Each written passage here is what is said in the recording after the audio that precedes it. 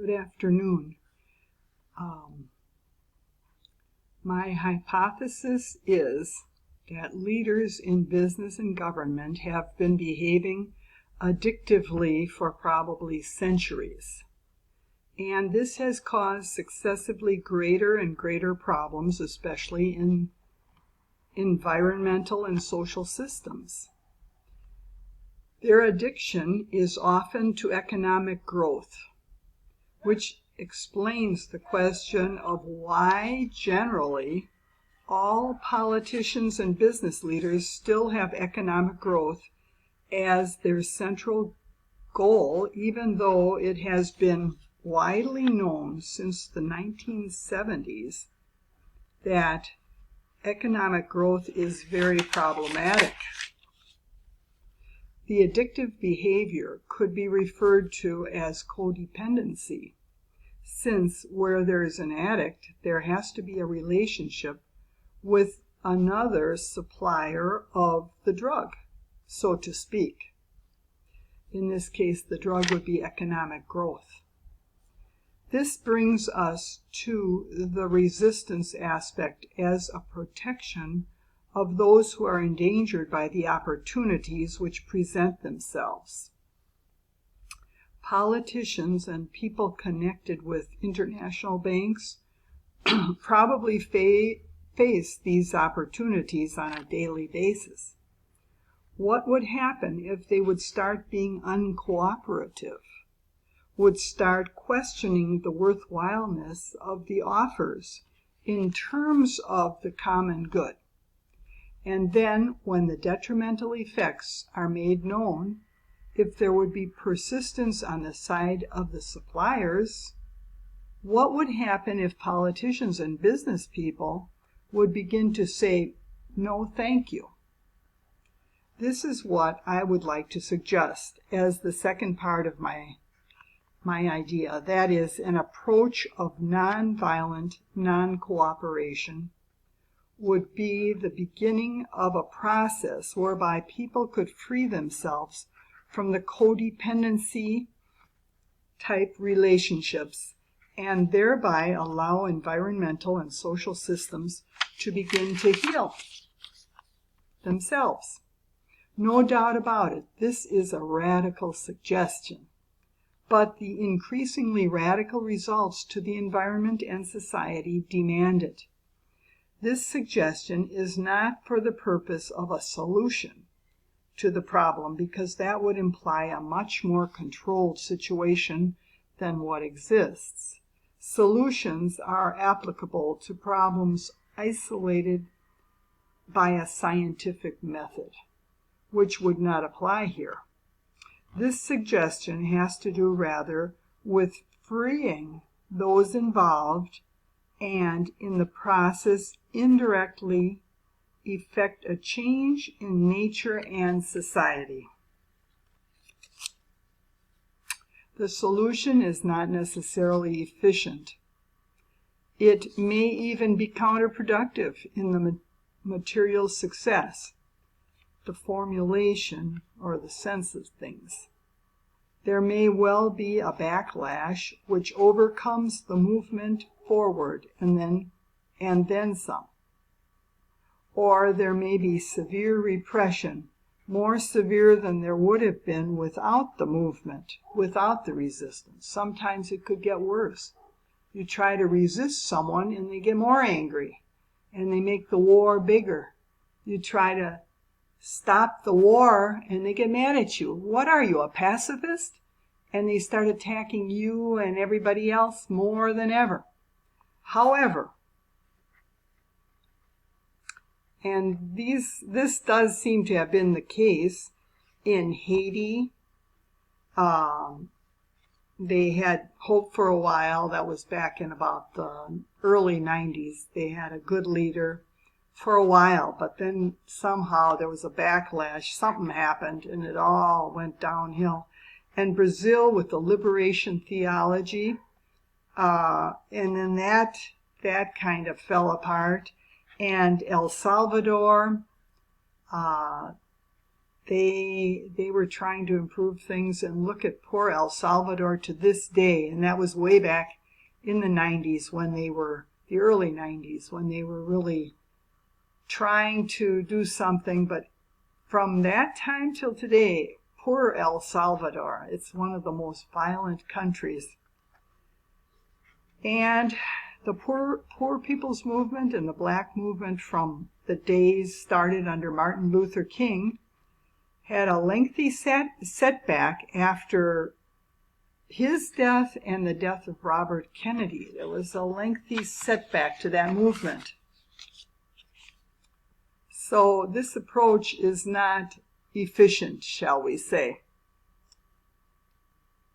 But it's not based on expediency. But the inefficiency of the method cannot take away from the powerful spiritual base on which it rests. The spiritual is the basis of the evolutionary future of mankind.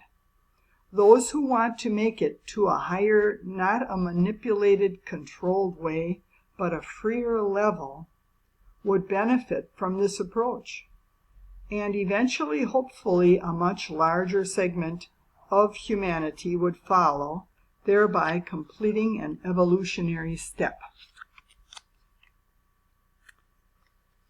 Now, to get back down to earth, Al Gore described in his book how a seemingly innocent exchange in the U.S. Congress can cause more damage than one would ever expect. That is cooperation between industry and government on environmental technology.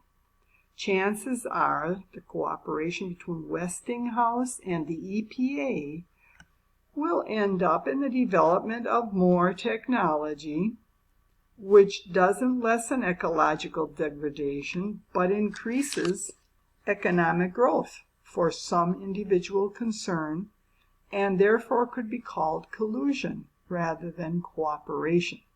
Now, I am supposing that there are certain deals where the EPA leader might make a deal: if you do so-and-so, we will do so-and-so, or who knows.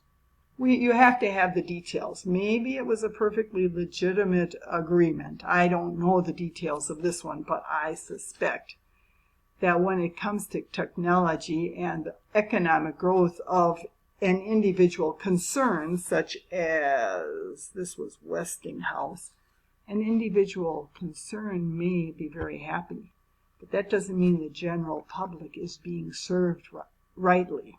It's highly questionable in my mind when deals are made and they're not very public.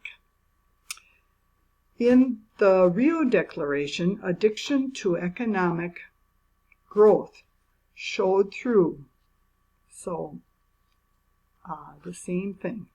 It showed through when the Third World Nation representatives supposedly put human beings at the center of concerns. Well, there are certain human beings, the ones that were going to be rewarded, is what I would say.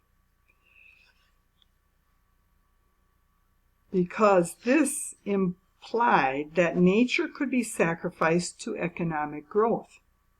Well, that would have been economic growth for certain places, and at the expense of the general good. We all depend on the environment, but only certain concerns are going to get the growth that they are looking for.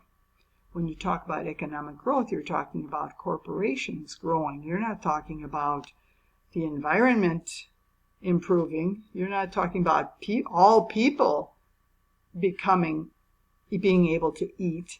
Just certain people who work for those companies, and maybe not even the lower level, might not even gain it as much as the upper level. Okay, actually this ironically does not make for the common good of human beings a priority, because economic growth is for the select few and protection of the environment is for the human race. You cannot buy a forest. No matter if you have $1 billion, you can't remake a forest like that. Some of that old growth, you can't bring it back. There's a lot that cannot be done with money. Another example of an addictive attitude in the area of business comes from a group of business people which is trying to change the approach of business to the unemployment problem. One leader comments, poor people can't buy various high-priced items, and therefore Gore also mentioned the misuse of international banks' funds, which cause damage to the environment. But he doesn't come to the more radical conclusion that it's the funding, in other words, the rewards themselves, usually loans, which are the problem. He points to environmental groups that feel that U.S. funding should be cut off for certain organizations due to their policies. But the funding in itself is detrimental to that, in that it manipulates, favoring certain projects over others, and those out there looking for economic growth take and do anything they can get, regardless of the consequences, which can't be known by international banks or anyone else because they are far too complex for the human mind to comprehend. It's not like a little scientific thing that you can measure and you have it limited and you have a scientific study. These results are way beyond our ability to see in advance. These are not isolatable scientific situations, but extremely divergent and uncontrollable ones. Artificial manipulative controls through these rewards, these funding that the banks are giving out, where they choose and trying to control things, they're unable to compete with those natural controls already in place and can only do damage in the long run. The surprises we see around the earth, especially today, 2020, we're really seeing the results of our actions. Thank you for listening.